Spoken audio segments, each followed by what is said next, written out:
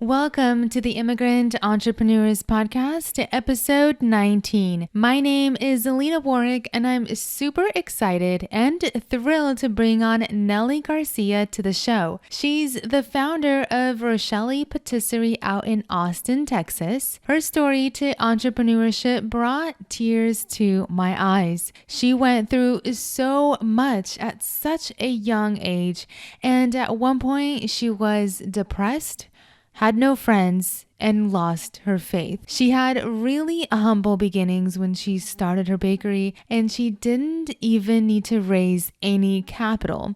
She was featured in a lot of different media sources, including Entreprenuers Magazine and Forbes list 30 under 30. The exciting part is that she's been running her business for about 8 years now, and she never had to raise any capital. Let's hear all about her journey and why in the beginning stages of her business, she would make tons of cakes and throw them all away. So let's dive right in. All right, Nelly, thank you so much for coming on this Immigrant Entrepreneurs podcast. I'm super excited and honored to chat with you about your immigrant entrepreneurs journey. How are you doing today? Hi, good. Thank you so much for having me. I'm super excited as well. Awesome. So let's get right to it. Let's talk a little bit about your immigrant journey. Tell us where you're from and when did you come to the States? Yes, so I was very lucky to be born in Mexico in a city called Monterrey, which is North Mexico. If you are in the border, let's say Laredo in the US, it's about 2 hours south from there. So it's very close from the border. And I've been coming to the US back and forth ever since I was 2 weeks old, actually. And I finally moved here when I was 15, and it's been 18 years since then. So I guess I just gave away my age. But It's okay. You're still really young. oh, thanks. Awesome. So what was it like growing up in Mexico? It was, well, of course, I'm biased, I guess, but it was beautiful. I was surrounded by a beautiful culture, lots of food, very family centered. And of course, I didn't know what I was liking because growing up, that's kind of what you see all around you. For example, what I mean by that is, for example, when I was going to school there in our elementary and middle schools, there is no air conditioning or no heaters or anything like that. And then I moved to the US and turns out that there's central air conditioning and central heating system. So there was a bit of a shock, but of course I didn't mind them because that was just usual, normal for me. And did you learn English in Mexico as well? I started taking classes, but I didn't really learn until I moved here. Wow. Got to go to school and just go to a math class in English and kind of be like, oh, I'm not quite sure what you're talking about because my English was very basic. Awesome. So you guys didn't have any AC in the house that you lived in as well?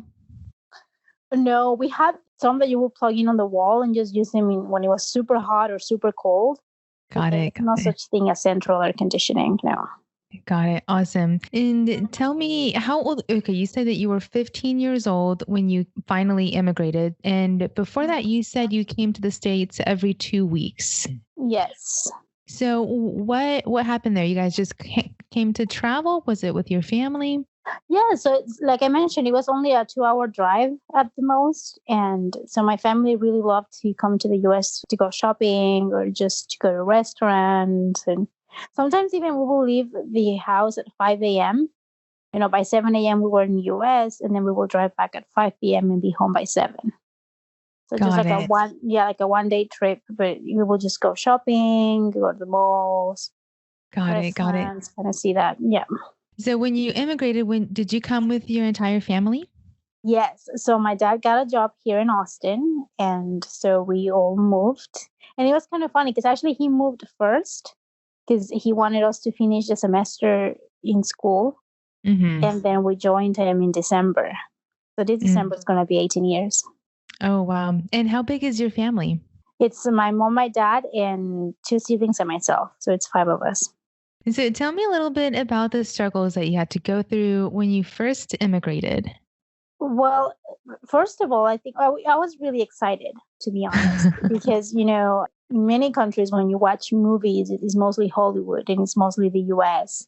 And you Hmm. see movies like kids going to high school and, the cheerleaders and the football team, all that kind of cliche ish. And I always dreamed about it. And I said, I wonder what it would be like to, go to a school that has a locker and like the cheerleaders and all that kind of stuff. So it was great at the beginning because I was super excited. It was a Mm. little bit of a shock too, but in a good way. For example, I remember precisely the very first day that I went, I was speaking to the counselor. She was giving me a tour, and then she was saying, and then you have lunch, which is free. It's like, they give you free lunch. And then she tells me, the boss picks you up, near your house. And I said, what? They come pick me up to take me to school? And she's like, yeah. I was like, oh my God, they pick me up and they feed me. Oh, great. And then she was. And the books, you borrow them for free and they give you books. And it's air conditioning. And like, I was like, this is so easy. They have it so easy. When I was in Mexico, you have to find your own way to getting to and from school. And you have to find your own lunch and your own way of taking care of yourself. Like I said, there was Mhm. no air conditioning, none of that. So you really had to struggle a little bit more. And then I Mhm. come to the US and I saw that everything was just so easy available. And there was a library where you can check out books for free. And not only that, but I always wanted to speak French. And classes in Mexico were so expensive and my parents could not afford them. And then when I came here, it was in high school and I saw that they have free French classes. Yeah, so for me, it was kind of like, oh my God, this is heaven. I have all of this available and it's free.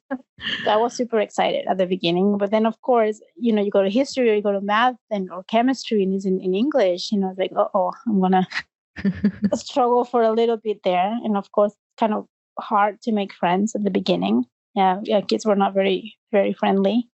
So, what made your parents decide to move from Mexico to Austin? Well, my dad got a really great opportunity to Okay. come work here, but Mhm. it was also the fact that he wanted us to have a better life. Like I said, in Mexico, when you wanted great things, yes, they were available, but you had to pay for them. And we were not exactly rich or anything. And so it was a bit harder to get a few things. And he felt that in here we could have those opportunities. Got it. So, were you raised in an entrepreneurial family? And you said your dad got a really good job. Was he at all an entrepreneur? He actually was, but he wasn't very good at it. Let me just say that because he was actually a medical doctor. And Oh, so his wow. training was, of course, hospitals and how to be an employee. But my mom's dad, my grandfather, his whole life entrepreneurial, one business after another. And so my dad gave it a try for a little bit and he kind of struggled a little because he didn't really know how to be in business because he's Mhm. not just I'm going to sell something and make money and that's that. But all of my uncles and my grandparents and my dad tried it for a little bit. So yeah, I guess I've always seen the entrepreneurial side of things, and it always got my attention. Got it. Got it. And what about your mom? My mom was actually a stay-at-home Oh, mother. okay. She's a chef, but she never really had a job. She stayed at home with us. Oh, okay. Just like my mom. Yeah. Awesome.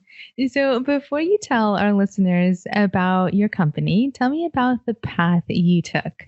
Did you try to go into any other fields before starting your business? I did, but actually, I started my first business when I was 7 years old, Oh, and it was wow. successful. Yes, so I've Did always you say been. it was successful? It was, yes. Oh, wow. Yeah, I've been working ever since actually. So it's always been in me. And even though I had jobs here in between, and actually, let me go back. When I moved here, like I said, it was December, so it was a big of an adjustment. And I didn't go to high school right away, so I took the next semester, January through May, to actually work, and then I went to high school starting the next semester. Okay, I just have to ask one thing. What did you sell when you were 7 years old? So back to what I was saying that we used to come to the States every 2 weeks or at least once a month. I would always see different things that they had here that they didn't in Mexico. For instance, I always loved pens and erasers that smell like bananas and strawberry. And they had glitter, all that kind of stuff. I love those. but they didn't have them in Mexico. And I remember when my grandparents would give me some money to spend, I would buy a bunch of pencils and erasers and markers, all those. And then I will go, to school in Mexico, and my friends will see them and ask me where I got them from. And if I could borrow them or I can give it to them. And one day it just occurred to me, I can sell it to you. And they started buying them from me. Wow. And then on my next trip, I will buy some more and then some more. And then I included candy and chips. And then I had t-shirts. Next thing you know, I had like my little store. Your little boutique, your little shop. Yes, I had a bit of everything. Awesome. And it got so big and so successful that actually school had to shut me down. And they said, No you cannot be way. doing this here. Yeah. But I will make really good money. And they shut me down. I was devastated. And then the worst thing is that they did have a shop in school where you can go buy things. Then they started selling those same things that I was. Hey, that's cheating. I know. I think ever since then, I kind of realized that it was easy to make money and that I liked it. And I liked the creativity of it. And my parents allowed it. And so, yeah, it was a lot of fun. Okay, awesome. So let's go back to the journey. I'm sorry, I just had to ask. Of course. No, it's a good story. I like it. Yeah. A lot of people know that about me, actually. Okay, so you came in December and you took that semester off, you said, right? Or did you I go took the semester off. And then Okay. at that point, my first job was at a restaurant. I started cleaning tables and then being a waitress. And then quickly, I think like 2 months in, I realized that I loved what they were doing in the kitchen. And even though I was only 15, I just turned 16, I'm sorry, at that time, they allowed me back in the kitchen and I was helping the pastry chef. And he would teach me a lot of things. And I just fell in love with the culinary world.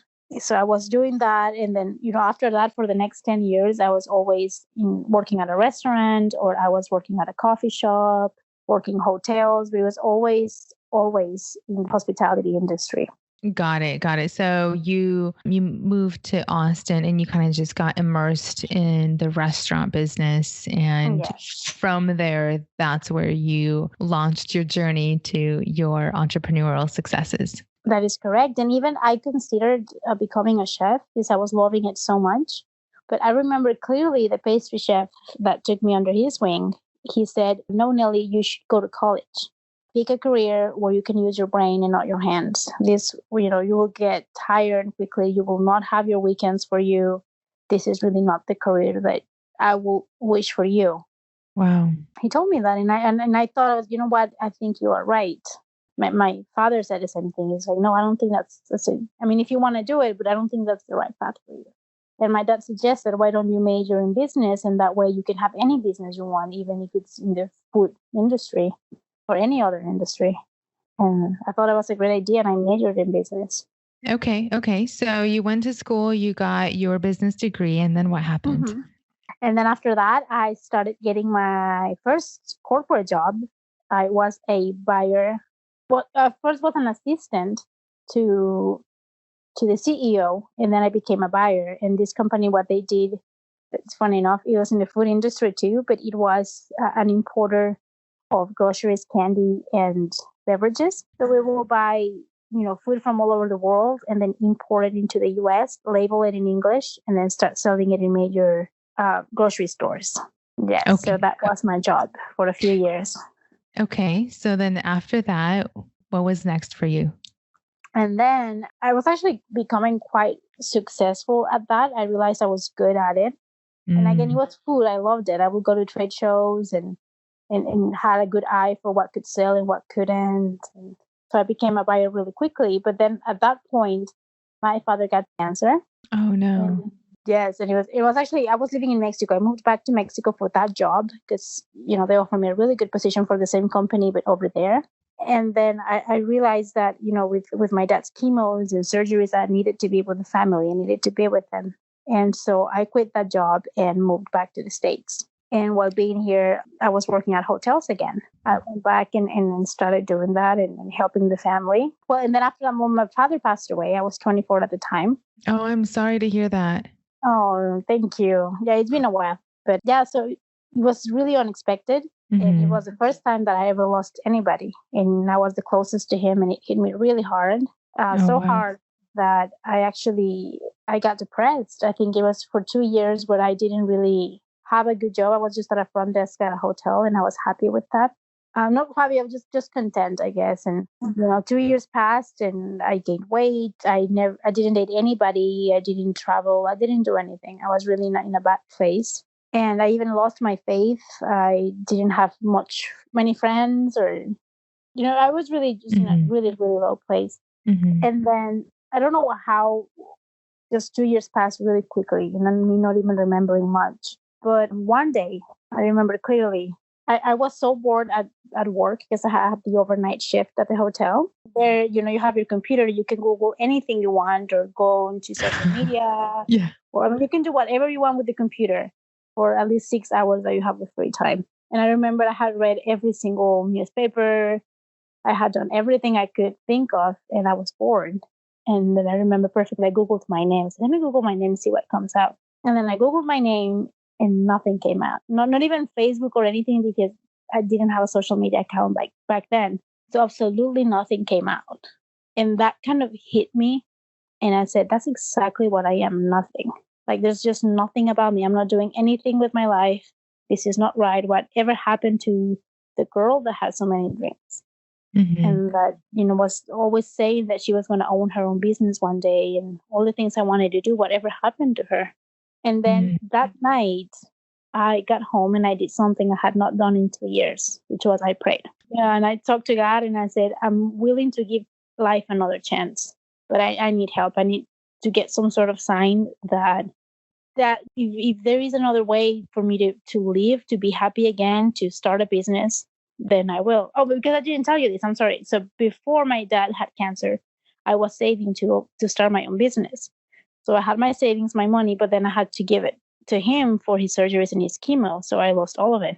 Yeah, I had nothing at this point, and I said, but I want to start again and then see, if you send me a sign that this is what I should be doing, then I will. And then the next day, I get an email from Entrepreneur Magazine, which is really strange that I'd received an email, and it was saying there is a competition for young entrepreneurs. If you have an idea, pitch it, and then you might win seed money to start your business.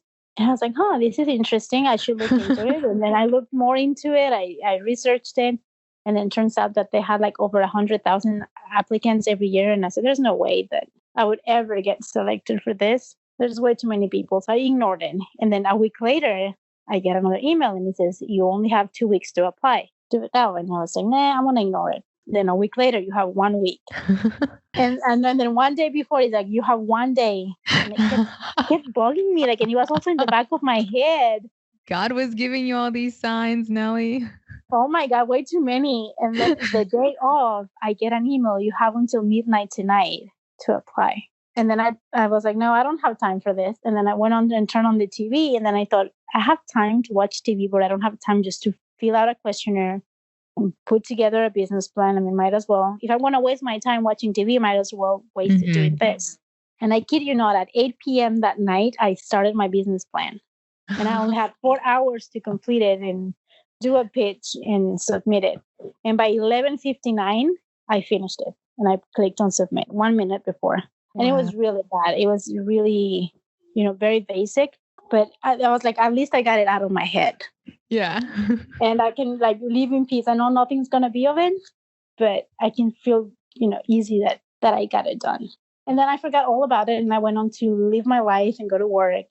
But a month later, I get an email saying that I was on the top 100, that I should elaborate more and then make a video of me pitching my business and submit it.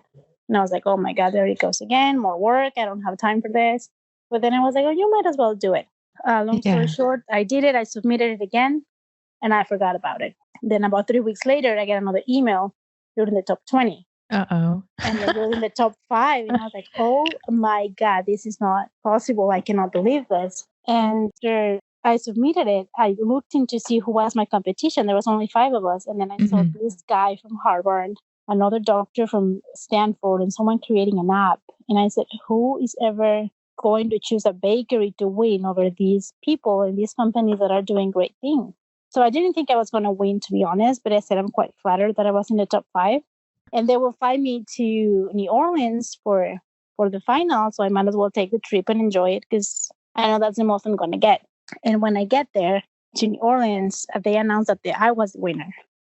No way. Yes. And I was like, oh my God, I cannot believe this. And then all of a sudden, people trying to take photos with me. And it was, a huge crowd. And then I was in all of the newspapers here in Austin and some national news.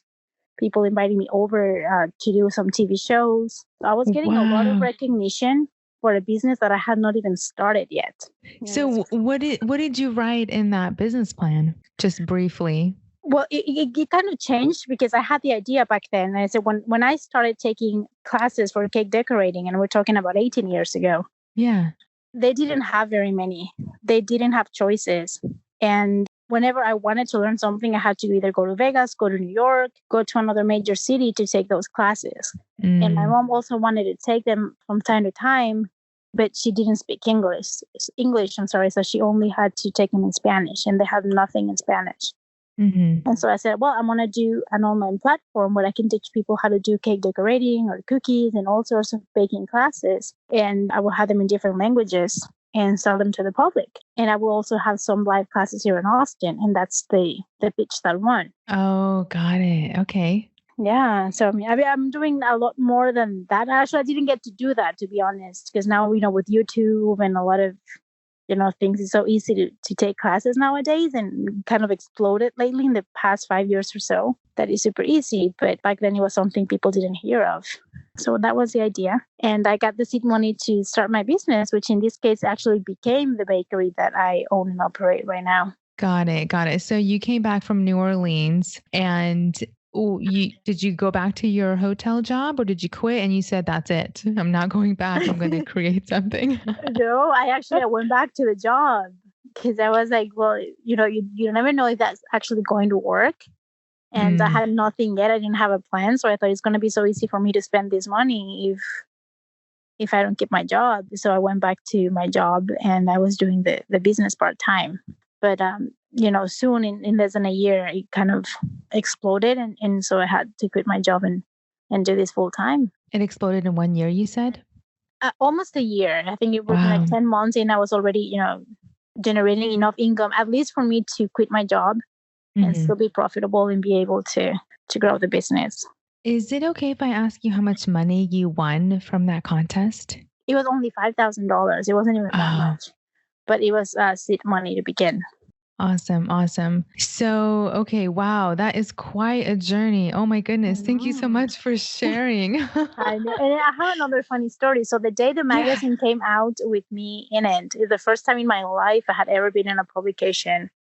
I was so excited. And I remember just waking up early morning and heading to Barnes and Noble with my mom. And I grabbed the magazine and my mom was like, let me take a photo with you and with the stand in the background where it says business magazines. And as I was holding it, she took the photo and I looked at it. And right on top of what I was holding, Entrepreneur Magazine, there was a Forbes magazine and it said 30 under 30. And I saw that in the photo and I told my mom, next year I'm going to be in that magazine. And then she started laughing and I laughed it off too. And then I forgot all about it. I kid you not, exactly a year later, I was in that list, Forbes 30 under 30, and I had to do nothing for it. They just called me and said that I was one of the recipients. Yeah. So I want to know all about that too, because I think that's exactly how I found you was on the Forbes 30 under 30 list. So oh, wow. Did they just contact you and say, hey, we're going to feature you, or how does that work? Yeah, so they sent me an email. Well, actually, they said that someone had somehow put my name in there. Oh, okay. To be featured. Yeah, but I didn't. I still until today I have no idea who did it. No one came and told me. And they just said we looked into what you have done. We just want to fact check and see you might be in the magazine. And I just whenever they were asking questions, I was like, yeah, I did the business. Yes, I won Entrepreneur of the Year. Yes, I am under 30. All that kind of stuff, right? And this was in November. And then by January, I went to Barnes & Noble to find out because they wouldn't tell me. And I opened the magazine and my name was in it, in the section of food and wine.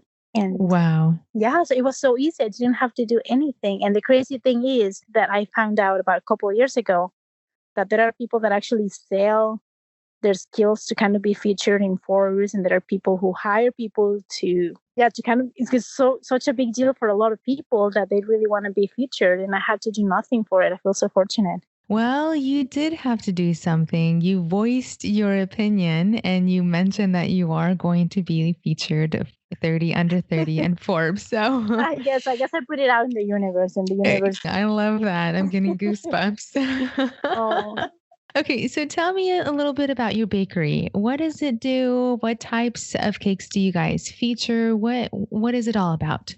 yeah. So we do a little bit of everything. It's mostly French. So we have the French patisserie classics, but we also do a lot of different 3D cakes. The ones with the shapes and kind of. I don't know if you're familiar with the cake boss, but that's No. also kind of what we do. If you, let's say you say, I want a cake in the shape of a toilet, and we can make it happen for you. Like really Wow. realistic kind of thing. So we do a lot of that. Cookie decorating. We do breads, pastries. Yeah, I saw the Yeah. pictures on your Facebook and your Instagram, and they are beyond amazing. The talent is like Oh, perfection. thank you so much. You're so So sweet. keep on going. Thank you. So, how long have you had your bakery now?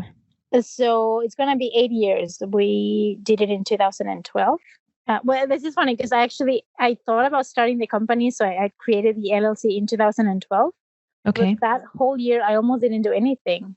To be Okay. honest, I didn't really move until I won the entrepreneur contest, which was in 2013. That's when Mm. we got the seed money to start it. So I think technically it was 2013, but legally we established it in 2012. And how old were you when you started it? I was 26. Awesome. So, did you have to raise any capital to start your bakery? I know you had that initial $5,000 investment. Did you have to save any more money or raise any capital? So no, we didn't raise any capital at all. With the 5,000 is actually when we started, buying larger equipment. Because before that, we were just, I was still working at the hotel, and whatever money I made, whatever extra I had, I would go and buy the tools that I needed. And we never really took any money from the cakes that we sold. Everything was going back to the bakery, and that's another reason why I still wanted my job. It's because everything was self-funded, and it Mm. still is at this point. Even though we have brick and mortar now, everything is self-funded. We have never taken any money. Got it. That's awesome. That's fabulous. I love it. We just decided that growing small and steady was a better idea than being in debt and growing fast. We didn't want to drop the ball, and we just thought it's just slow and steady is better.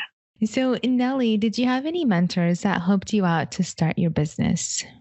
I did, and I had several. So that's another thing with Forbes 30 under 30. I had someone contact me one day, and he just gave me a call, and he said, "Hey, I'm the president of the Hispanic Chamber of Commerce in Austin, Oh, and I just saw that you were in Forbes, and we're here to support Hispanic businesses, and I'd like to invite you to come over and kind of find out what we are all about."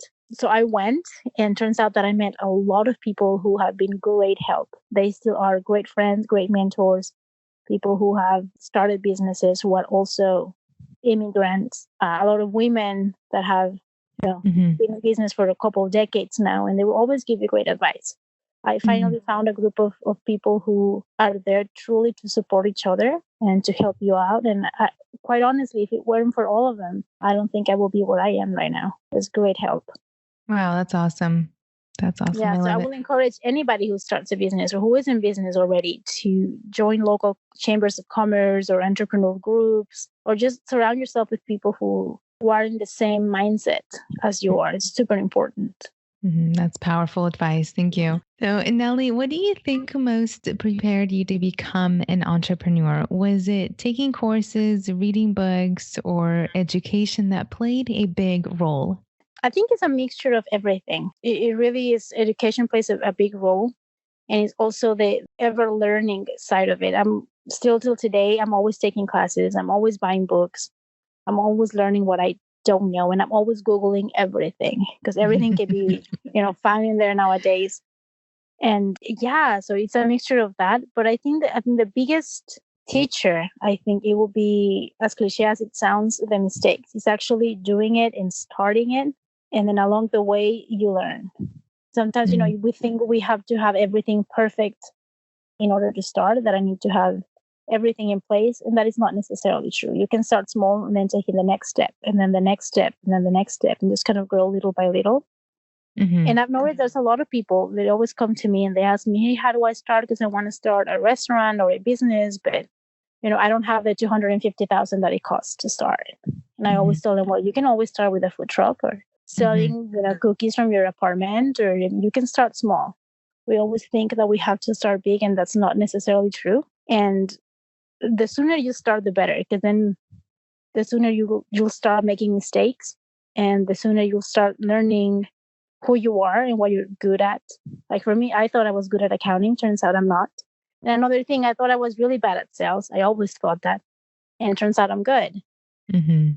So I think, yeah, those are things that you will learn along the way. There's no way that a book can teach you that. What Mm-hmm. you're good at and what you're not. And so, That's yeah. awesome. So, did you initially start selling and baking all of these cakes from your house? From an apartment, actually, yes. And it Oh, was on wow. the third floor, which was really worse because even if you have like a huge wedding cake, you have to go 3 flights of stairs every time. Oh, no. Exhausting. But yes, we started from home. And so did you do this initially like with friends and who were your main customers? Was it just word of mouth or did you start posting on Facebook and Instagram and you had all kinds of customers? Well, back then it was Facebook, Instagram. I don't know if it was around, but it was not well known, I guess. Okay. And yeah, so I started posting photos on Facebook and it's like, oh, I did this today. And I would just make cakes just for the fun of it. They were for nobody. They would go straight to the trash afterwards. Because No no one would eat way. that. Well, there was a lot of cake that we just cannot eat anymore. And Yeah. a lot of people didn't want it. And so it's like, oh, just throw it away. But yeah, I was just making a lot of cakes just to take a photo of it and just put it on social media. And I started posting on Facebook. And next thing you know, people will ask me if I can make one for their sisters or moms or boyfriends. And yeah, it became a business. And that's another thing. I don't like pushing people and telling them, hey, buy something from me. Because I Mhm. never liked that. I never liked it when people did that with even Mary Kay or Tupperware or whatever it is that they were selling. I don't like Right. putting people in that position. I was just like, hey, this is what I do. I'm making these cakes. If you're ever interested, feel free to reach out and I'll just keep on posting. And I did that and that kind of worked for me. That's Yeah. awesome. That's your talent and your passion. You keep on going and growing. I That's awesome. guess. So, Nelly, I'm really interested to know how do you look at failures and how do you overcome them? And I know you mentioned something about mistakes being your best friend, but is there anything else that you would like to add? Well, I think that a lot of us in general, we are very afraid of mistakes, not so much for the mistake in itself, but because we are afraid of looking like a fool. Or what will Hmm. people think of us if we make the mistake? And luckily for me, when I lost my father, and again, like I said, I didn't have many friends. I didn't feel like I had anything to lose. And Mm, I was, I guess, in that place where I was like, I don't really care what people think about me, or I realized life is too short. And with right. my dad passing, and that's one of the things he said. Is like at the end of the day, you really regret the chances that you didn't take, and the what ifs are going to really haunt you. So do not live your life that way. Do not ever feel like, what if? Just go for it. Just do it. You can Mm, always start fresh. And so that was always my mentality. And I was like, you know what? I'm just not caring and I'll just go ahead and do it. And yes, there are times that sometimes we have made terrible cakes and delivered a terrible product or things go wrong in many ways. Like I said, accounting might be bad and then you have to pay a fee for that. But you learn along the way. And I think the sooner you make the mistakes, the better. Because again, you don't have $1 million business then. It's just a few $1,000s. And so the losses are not as big, but the mhm. lesson is very big. And so you learn. And again, just being surrounded by a lot of people who have been there and done that really helped me because I will always reach out and say, hey, I think I'm making a mistake. This is not working out. And then they will be like, well, yes, you are. You should be doing it this way. And then you learn also, again, not being afraid of asking for help. That's powerful. Thank you so Yeah, much for sharing that. Thank you. no So, problem. let's switch gears and talk about successes, the good side of being an entrepreneur. Are there any successes that you would like to outline from your immigrant entrepreneur journey? Yes. So something I didn't know, and that kind of, it wasn't the plan, but kind of like took me by surprise in a really good way. It was that I didn't realize how many people were looking at me and using me and my story to begin theirs. Mm, Um, Part of the Hispanic Chamber of Commerce, part of the bigger plan was to actually help the next generation students and go talk to them, and particularly immigrants, because we went to a lot of schools where they didn't have a lot of money, and the success rate wasn't as good, or they want to go into college, and just go and talk to them and be like, hey, if I can do it, you can do it too. And then later on, I received a lot of letters and cards from students who have decided to go to college or to start their own businesses and said, you inspired me. That is powerful. I Wow. didn't realize that I needed that in my life, or that I could even be someone that people can look up to. And Wow. that gave me also a great sense of responsibility, and saying, hey, people are looking at me, and Hmm. looking up to me. So I guess I feel like I should be a better person so that they can be better themselves too. And That's even once, amazing. I kid you not, I received a letter from someone in jail in Nevada, some jail, and he said that he had read the article in the magazine, and he felt so inspired that he started reading a book. I'm sorry, Oh, writing a book of his story. And then I think it got published later on. oh And my he did a lot of things. goodness. I know. And I was like, I didn't really do anything. I was just in a magazine, and he, for some reason, felt inspired. And From he the said that, Entrepreneurs Magazine? yes, from that one. Wow. And then I didn't realize that that magazine is also sold in other countries. And so I also got a letter from this lady in Spain that said that she always dreamt about having a bakery. And she read the article, and something inside her turned, and she just felt like she could do it too. And she opened her own bakery in Spain. And Wow. she sent me an email. And so all those kinds of stories are, in a way, successes, because you don't realize the Hmm. effect that you have on other people. And that to me is super, super powerful. That is amazing. I Yeah. think I think being an inspiration and being that invisible mentor to so many people is surpassing all of the other successes that we normally experience on a daily basis. So that's so amazing, and you're so blessed to be in that position. So, Oh, I really am. And it's particularly also because, we tend to think, and we're younger, we do that a lot, that we need to be the next Facebook or the next big thing. We tend to think that if we're not that successful or that big, then we are nothing, or it's not even worth looking into. I mean, look at myself. How come a bakery can be, anything really big, or create an impact, or affect some change? And turns out that even small businesses are important like that. You don't have mhm. to have the next app or be the next best thing. Right, right. Awesome, awesome. And so, Nelly, is giving back, either volunteering time or giving back to the community, something that is part of your business values? Definitely. And I was actually just talking to a friend about that this morning. And I was telling him, I feel that life has blessed me so much and has given me so much, that I think it's only fair that I give back. And yeah, and I think it is really important to just contribute to society, not Hmm. just be the one taking. Sometimes you do it much more for yourself than you do it for others. Right. Because sometimes, for example, if you give a $1,000 scholarship, you might, for that person, might just be, not even a semester of school, but that's some help. But to you, you feel like you've contributed, and it makes you feel good Hmm. that you've Awesome. done your little part. Amazing. Thank you. So, what are some things you would advise the next aspiring immigrant that wants to start their own business listening to you right now? I will tell them, first of all, to not feel intimidated. I know it's difficult sometimes if you don't speak the language, or even just having an accent like I do. I remember I was always feeling self-conscious about it, and not wanting to give speeches, or be on TV or giving interviews. But then I realized, why not? Hmm. As long as they can understand me, it doesn't have to be perfect. So I will tell them just to not be afraid, not be intimidated, and to reach out. There are always, like I mentioned earlier, chambers of commerce or groups that support entrepreneurs, to just reach out and create a community, Hmm. and know that they are not alone, and that they can do it too. And your English is really good. Oh, thank you. I came to America when I was 4 years old, which is super young. But we grew up in Russia. I mean, we grew up learning Russian, so we spoke Russian our entire childhood. And the only way I ever learned English was when my parents dropped me off in grade school and they're like, all right, you're off to, yeah, good luck.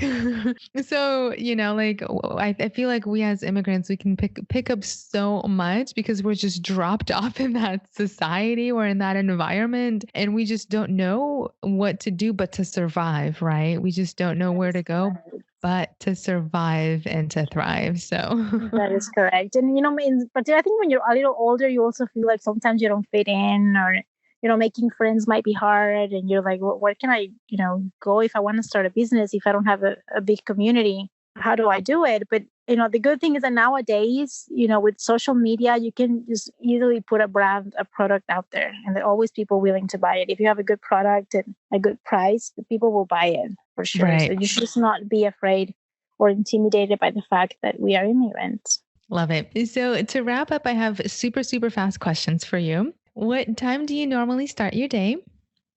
5 a.m. Oh my goodness, that is so early. I love it. Well, bakeries usually start very early, but it's also the time when no one bothers you and you have like a clear mind, and there's no email, no phone, and you can really, set your intentions, and you get a lot accomplished. And by the time it's 9 a.m., when everybody's just about to start, you're already 4 hours in. Yeah. So you're almost halfway there. So it's really good. I really love it. That's awesome. Okay. So how many employees do you have? Currently, it's 10 people, including myself.